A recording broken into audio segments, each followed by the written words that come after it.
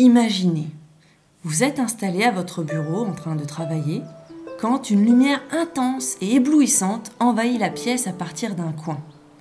En regardant, vous voyez que l'intensité lumineuse diminue pour laisser place à une sorte de projection astrale. L'être étrange qui apparaît semble fatigué par l'effort. Il est grand, élancé, blond et, chose étrange, ses oreilles sont pointues. Il s'adresse à vous avec ferveur. Bonjour, je m'appelle Aldaron, fils du seigneur Nomine. Nous ne nous connaissons pas, mais je viens requérir votre aide. Mon peuple a besoin de vous. Je vous en prie, écoutez-moi. Il y a quelques mois, dans mon monde, une étrange maladie est apparue très soudainement. Notre belle planète, Gaïa, était jusqu'à présent peuplée par des êtres différents mais complémentaires.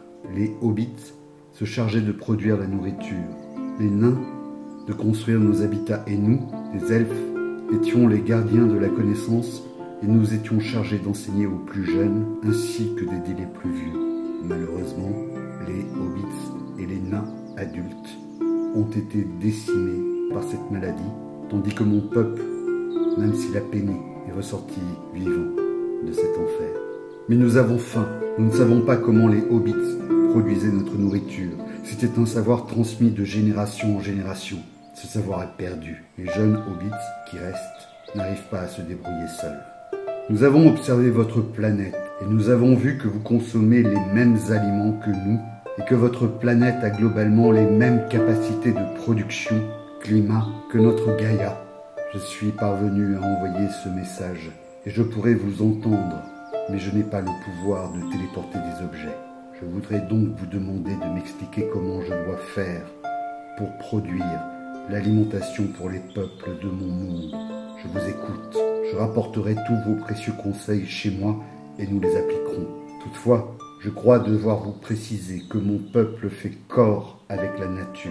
Notre culture veut avant tout la protéger et nous préférerions mourir de faim plutôt que de nuire à notre Gaïa. Par exemple, nous avons l'art d'entretenir nos forêts pour les faire vivre longtemps.